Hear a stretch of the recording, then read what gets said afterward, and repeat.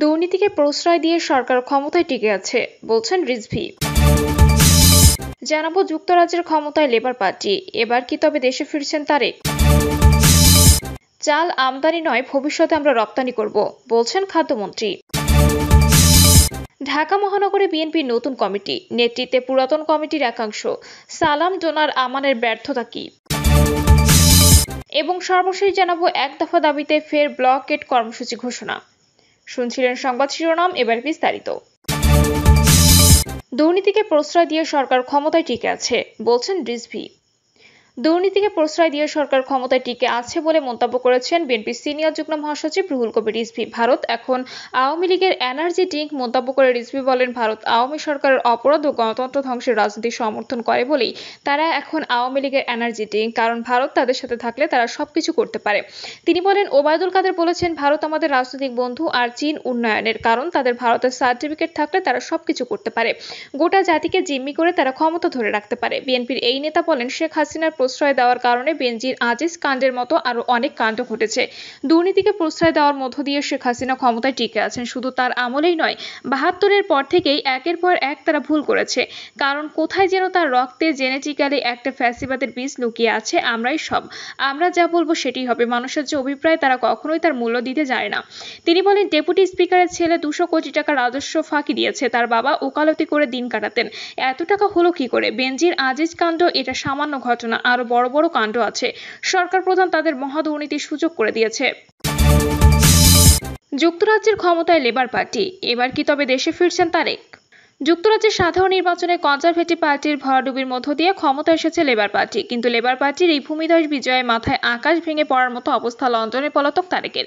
কেননা labour party বরাবরই তারেকের লন্ডনে থাকার বৈধতা নিয়ে চ্যালেঞ্জ করে আসছিল।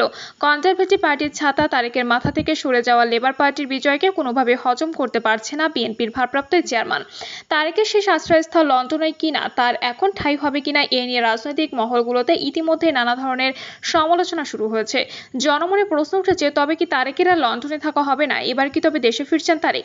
দেশে ফেরার পর কি হবে তারেকের? যুক্তরাজ্যের নতুন প্রধানমন্ত্রী কিয়ার স্টারমার ইতোমধ্যেই তার প্রথম কার্যদিবসে অভিবাসীদের জন্য তৈরি রুয়ান্ডা নীতি বাতিল করেছেন, কারণ রুয়ান্ডা নীতি অভিবাসীদের ঠেকাতে কোনো কার্যকর সমাধান নয় বলে মনে করেন তিনি। লেবার পার্টির এই নেতা তার প্রথম কার্যদিবসে অভিবাসীদের নিয়ে কাজ শুরু করাতে একটু বেশি বিপদে পড়েছেন লন্ডনে পলাতক তারেক, কেননা লেবার পার্টি অভিবাসন নীতিতে সুস্পষ্টভাবে উল্লেখ করেছেন, কোনো দণ্ডিত ব্যক্তি যুক্তরাজ্যের ভূখণ্ডে থাকতে পারবে না। যেখানে কনজারভেটিভ পার্টির আনুকূল্যে এতদিন ধরে লন্ডনে পলাতক অবস্থায় রয়েছেন বিএনপির ভারপ্রাপ্ত চেয়ারম্যান তারেক রহমান। লেবার পার্টির অভিবাসন নীতিতে এমনটা বলা হয়েছে, যুক্তরাজ্যে যাদেরকে রাজনৈতিক আশ্রয় দেওয়া হয়েছে তা একটি মানবিক আশ্রয় মাত্র। রাজনৈতিক আশ্রয় থাকা কোনো ব্যক্তি যুক্তরাজ্যে বসে রাজনৈতিক কর্মকাণ্ড পরিচালনা করতে পারবেন না। যদি কেউ এমনটি করে থাকে তবে সেক্ষেত্রে তাদেরকে নিয়ে দেশে ফেরত পাঠানো হবে। ২০০৭ সালে 111 সরকারের কাছে মুসলেখা দিয়ে তারেক জিয়া লন্ডনে গিয়েছিলেন। সেই মুসলেখায় বলা হয়েছিল তিনি তার কখনো রাজনীতি করবেন না, কিন্তু লন্ডনে গিয়ে তিনি আবারও রাজনৈতিক কর্মকাণ্ড জড়িয়ে পড়েন এবং বর্তমানে তিনি বিএনপির ভারপ্রাপ্ত চেয়ারম্যান হিসেবে দায়িত্ব পালন করছেন। লন্ডনে বসে পলাতক তারেক আর কতদিন রাজনৈতিক কর্মকাণ্ড পরিচালনা করতে পারবেন সেটি নিয়েও এখন রাজনৈতিক মহলগুলোতে চলছে নানা ধরনের আলোচনা ও সমালোচনা, কেননা অভিবাসন নীতির সমস্ত কার্যক্রম অল্প কিছুদিনের মধ্যে লেবার পার্টি শুরু করে দেবে বলে মনে করছেন সংশ্লিষ্টরা মনে করছেন বিএনপির এই নেতার বিরুদ্ধে খুব দ্রুতই ব্যবস্থা নেবে লেবার পার্টি, যে কারণে লন্ডনে বসে তারেকের সহিংসতা, চাঁদাবাজি, জ্বালাও পোড়াও, খুন, অর্থ পাচার সহ সব ধরনের নাশকতার দিন ঘনিয়ে আসছে বলেও ধারণা করা হচ্ছে। এমন পরিস্থিতিতে তারেক আর কতদিন লন্ডনে ঘা টাকা দিয়ে থাকতে পারে সেটি এখন দেখার বিষয়। চাল আমদানি নয়, ভবিষ্যতে আমরা রপ্তানি করব, বলছেন খাদ্যমন্ত্রী। চাল আমদানি নয়, ভবিষ্যতে আমরা রপ্তানি করব বলে মন্তব্য করেছেন খাদ্যমন্ত্রী সাধন চন্দ্র মজুমদার। তিনি বলেছেন, বিগত ২ বছর সরকার চাল আমদানি করেনি, এবারও চাল আমদানির প্রয়োজন হবে না। কৃষি প্রণোদনা সরকারের পরিকল্পিত ও সময়োপযোগী পদক্ষেপ অবহিত করে খাদ্যমন্ত্রী বলেন, কৃষি প্রণোদনা দিয়ে ভর্তুকি দিয়ে কৃষকের পাশে আছেন প্রধানমন্ত্রী শেখ হাসিনা। তিনি কৃষিকে প্রযুক্তি বান্ধব করতে নিরলস করে যাচ্ছেন। যে প্রণোদনা আজ বিতরণ করা হচ্ছে সেটা সঠিক ব্যবহার হলে বেশি জমিতে চাষাবাদ হবে আর উৎপাদন বৃদ্ধি পাবে। তিনি বলেন, প্রধানমন্ত্রী শেখ হাসিনা সুচিন্তিত চিন্তাধারায় অল্প জমিতে বেশি ফসল ফলাতে কৃষিতে যন্ত্রের ব্যবহার বৃদ্ধি হয়েছে। অধিক জনসংখ্যার জন্য খাদ্য নিরাপত্তা নিশ্চিত করতে প্রযুক্তির ব্যবহার কৃষকের জন্য আশীর্বাদ। এছাড়াও প্রধানমন্ত্রীর নির্দেশনা অনুযায়ী পতিত জমিতেও এখন চাষাবাদ হচ্ছে। সাধন চন্দ্র মজুমদার বলেন, পণ্যের দাম বেড়ে যাচ্ছে বলা হচ্ছে, কিন্তু কৃষকের উৎপাদন খরচের খবর কেউ নিচ্ছে না। দাম বাড়লে ভোক্তার সমস্যা আর পণ্যের দাম কমলে কৃষকের সমস্যা। উৎপাদন খরচ না উঠলে কৃষক উৎপাদনে নিরুৎসাহিত হবে। ঢাকা মহানগরে বিএনপির নতুন কমিটি, নেতৃত্বে পুরাতন কমিটির একাংশ। সালাম ডোনার আমানের ব্যর্থতা কি? ঢাকা মহানগর, উত্তর দক্ষিণ এবং বরিশাল ও চট্টগ্রাম মহানগর বিএনপির আংশিক কমিটি ঘোষণা করা হয়েছে। এসব কমিটির মধ্যে ঢাকা মহানগরের দুই অংশের নেতৃত্বে এসেছেন আন্দোলনে ব্যর্থতার অভিযোগে ভেঙে দেওয়া পুরাতন কমিটির শীর্ষ নেতাদের একাংশ, যার ফলে কমিটি ঘোষণার পর থেকে বিএনপি নেতাদের মধ্যে বিভিন্ন কানাঘুষা ও সমালোচনা চলছে। একাধিক নেতা প্রশ্ন তুলছেন, তাহলে কি ভেঙে দেওয়া কমিটি এক নেতা ব্যর্থ, আরেক নেতা সফল ছিলেন? অন্যদিকে ভেঙে দেওয়া কমিটির সদস্য সচিব রফিকুল আলম মজনুকে আহ্বায়ক এবং সাবেক যুগ্ম সদস্য সচিব তানভীর আহমেদ রবিনকে সদস্য সচিব করে ঢাকা মহানগর দক্ষিণ বিএনপি দুই সদস্যের আংশিক আহ্বায়ক কমিটি ঘোষণা করা হয়েছে।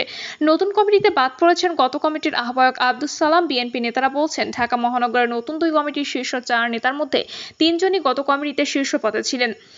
এছাড়া নতুন করে যুক্ত হওয়া যুবদলের সাবেক সভাপতি সাইফুল আলম নীরবও ব্যর্থতার অভিযোগে যুবদল থেকে বিদায় নিয়েছিলেন। এই অবস্থায় প্রশ্ন দেখা দিয়েছে, নতুন কমিটি দিয়ে কার্যকর কিছু হবে নাকি এটা হোমওয়ার্ক? একাধিক নেতার সঙ্গে কথা বলে জানা যায়, ঢাকা মহানগর দক্ষিণের আহ্বায়ক কমিটির দুই নেতা মজনু ও তানভীর দলের স্থায়ী কমিটির সদস্য মির্জা আব্বাসের ঘনিষ্ঠ। অথচ আন্দোলনের ব্যর্থতা নিয়ে আব্বাসকেও বিদায় নিতে হয়েছিল। এখন তার অনুসারীরা সফল হবেন কিনা সেটা দেখার জন্য অপেক্ষায় থাকতে হবে। ঢাকা মহানগর বিএনপি নেতারা বলছেন, নির্বাচনের আগে আন্দোলনগুলোর মধ্যে গত বছর 29 জুলাই ঢাকার প্রবেশমুখে অবস্থান কর্মসূচি সর্বপ্রথম ব্যর্থ হয়। এ সময় ঢাকা মহানগর দক্ষিণ বিএনপির ভারপ্রাপ্ত সদস্য সচিব ছিলেন তানভীর আহমেদ, কিন্তু ব্যর্থতার দায়ভার তো তানভীরের উপর এলো না। একইভাবে 28 অক্টোবর পল্টনের মহাসমাবেশ ব্যর্থ হওয়া এবং তারপর অনেকদিন কারাগারের বাইরে ছিলেন আমিনুল হক।